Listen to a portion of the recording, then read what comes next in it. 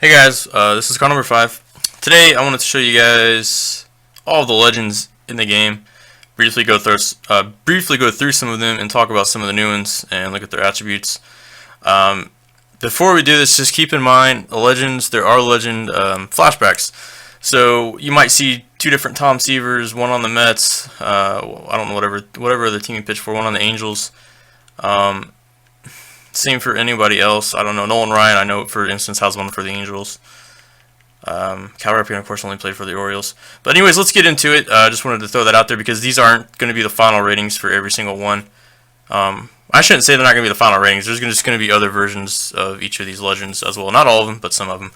Alright, so starting out, these are our 99s. We have 5 of them, including 2 new ones, and that's going to be second base Jackie Robinson and second base Joe Morgan. Let's take a quick look at their attributes. To me, Jackie Robinson doesn't scream like, overpowered right away. Good across the board. Doesn't really have any weakness. But really good contact, and it's really cool that they put him in the game. But again, I think I would rather go with somebody with Joe Morgan just because of that power. He also has good vision and discipline, and he has better fielding, and his speed's not bad as well. Moving on, our next new legend is Cal Ripken. I think it's a solid option at either shortstop or third base. Of course, that 99 durability won't play a factor for Diamond Dynasty, but it's still, if anybody deserves a 99 durability, it's definitely him. But, fielding, arm strength, whatever, arm accuracy, reaction, all pretty solid, and his hitting pretty similar, I think, to somebody like Tulo. So I think he's pretty similar to a player like Tulo, and if you could get your hands on one of these cards for Diamond Dynasty, it definitely would be an asset on your team. And then we go to Tony Gwynn. Pretty much the best contact vision hitter in the game. I was also surprised to see how good his fielding and speed was. I think this is one of the younger Tony Gwynns when he had a little bit more speed. Alright, moving on, we got Ryne Sandberg. He's a second baseman, 94 overall, technically a diamond.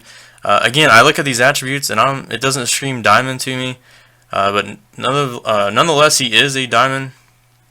Solid across the board. I mean, fielding's really good, but the hitting is just kind of meh. But I mean, if you can get your hands on one of these early in the game, he's going to be one of your better options at second. Now we're going to go through some of these pitchers. Saberhagen. Yeah, he's got a 4-seam slider change, 2-seam.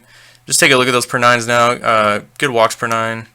Gaylord Perry. I think most of these guys were announced. Juan Marichal. Again, 4-seam, curveball changeup, 2-seam.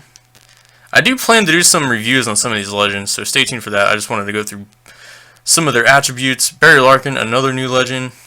Pretty much a contact hitter that can play some solid defense at short. Eckersly's back. Cepeda. He's a pretty good hitter. Bats right-handed. To me, his hitting looks a lot like Mike Trout, except he has a little bit better power versus lefty. Maybe not so good against righty. Fielding's not too good, but speed's not bad, 70. I don't even know if I'll say this right. Bret Saberhagen. I don't even know much about this guy, I'm not going to lie. But those are his pitches. He actually has 2 curveballs. That's really weird. A 12-6 and a normal curve. No changeup. That's really, really weird. Robin Yount's back. Billy Wagner. I think he'll be another great addition to the bullpen. I mean, I don't think the other closers like Fingers or Eckersley are going to be great choices, but I think Wagner could be good. Let's see, Luis Gonzalez, one I didn't even really know about, but nonetheless a really good batter against right-handed pitching. And his fielding's not very good, but that's okay. Gary Carter, Raleigh Fingers, I did skip that. Now, Raleigh Fingers is pretty much going to be like Eckersley. To see what his delivery is like, though.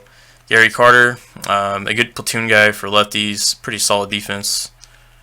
Ernie Banks is back. Mike Scott, pretty solid per 9s across the board. He does have a primary pitch of a splitter, so interesting array of pitches there. Necro's back. Eddie Matthews, third base. Pretty much straight power. Bats left-handed. Yeah, he's okay. Catfish Hunter, so let's take a quick look at his pitches. One thing I noticed with some of these legend pitchers is their K per 9s are really low, but most of them have really good walks per 9, so they're going to be more finesse control pitchers, and they all have pretty good stamina too, because back in the day they usually pitched most of the games. Reggie Jackson, another new one. just good power. Otherwise nothing too special about him. Good clutch. Steve Finley. I know he's not new, but take a quick look at his base legend card. His hitting is a lot better than the last version they had, and I don't know if this is an older Steve Finley. Well, it says he's 34, so yeah, his hitting was seems like it's a lot better on this one. His power versus lefties is 86. Willie Stargell, again, bats left-handed, so this could be a good option at first base to play every day against righties.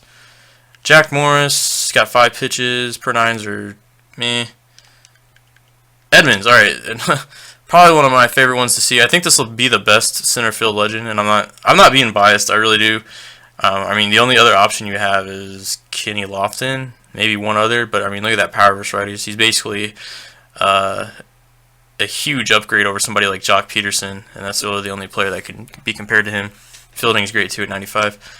Louis Tiant, again, everybody knows about him, but he does have the 5 pitches there. Jack McDowell, Kenny Lofton, Konerko.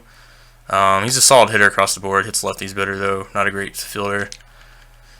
Carlton Fisk. Hitting isn't the greatest. Yeah, he's really not the greatest, but still interesting attributes if you take a look there. Rod Carew's back. I think this is a downgraded Rod Carew.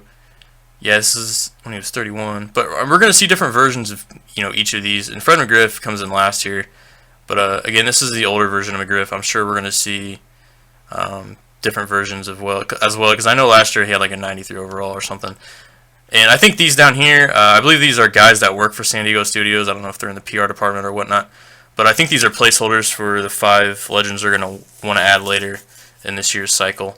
So I just wanted to give you guys a quick list of all the legends. Hope you guys enjoyed the video. This is Cardinalbird5 signing out. Peace.